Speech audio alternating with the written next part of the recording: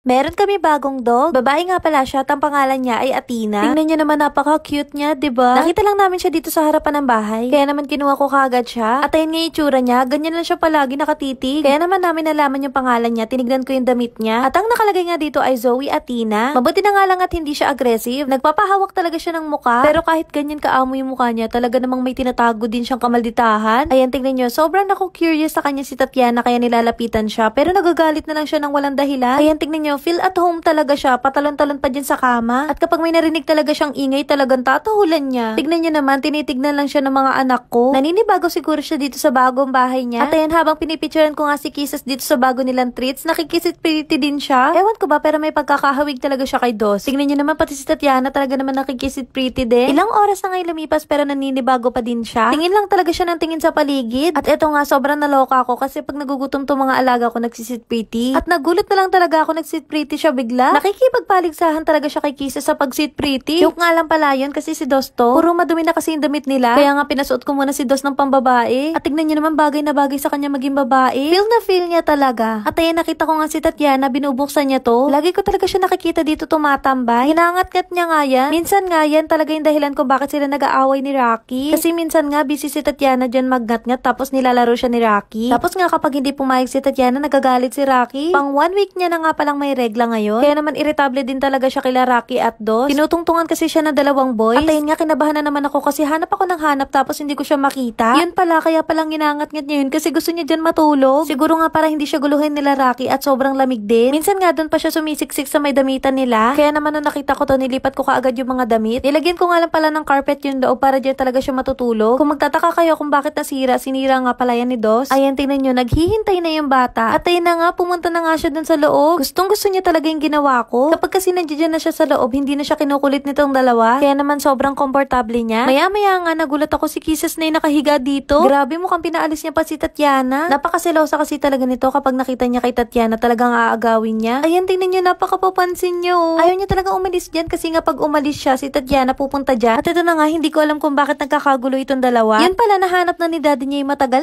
niya nang hinahanap na laruan. Kilala niyo naman si Rocky, talaga magpapakamatay siya para sa laruan na to. Love na love kasi niya talaga yung mga tumutunog. At alam niyo ba, sobrang galing niya itong maghanap ng laruan. Kahit sa mataas mo yun ilagay or kahit saan mo pa itago, talaga nahahanap niya. Kasi kapag nagustuhan niya yung laruan, talaga namang hindi niya naiiwanan. Tignan niyo naman, oh, kinakagat-kagat pa ako. Minsan nga nagsusumbong pa yun sa daddy nila. At ayun na nga, binigay na nga namin kasi ang ingay niya.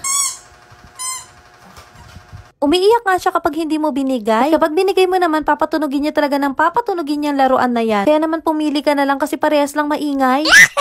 Sa kanilang apat talaga si Rocky lang yung pinaka nakaka-appreciate ng mga pasalubong kong laruan. Kaya naman sobrang tuwang-tuwa talaga ako sa batang to. Alam niyo ba, ilang months na yung laruan na yan pero iniingat-ingatan niya talaga. Hindi niya ngayon ipapahiram kahit kanino kaya itatago niya yan. Pero meron lang talaga siyang isang kahinaan. Si Dos yung kahinaan niya dahil sobrang bilis talaga ni Dos magkuha ng laruan. At alam niyo naman si Dos kapag nakakuha siya ng hindi naman kanya, talagang inaangkin niya. Kaya nga wala na talaga magawa si Rocky. Kahit kami wala talaga magawa kasi kakagatin din kami ni Dos. At ayan, nung nakuha na nga namin yung laruan niya, pinasit pretty nga namin siya. At ayan, tignan nyo, todo bigay talaga. Alam nyo ba, bihira lang to mag-sit pretty sa treats, pero pagdating sa laruan talaga, ipupusta niya talaga ang buhay niya. Yan lang, maraming salamat sa panonood!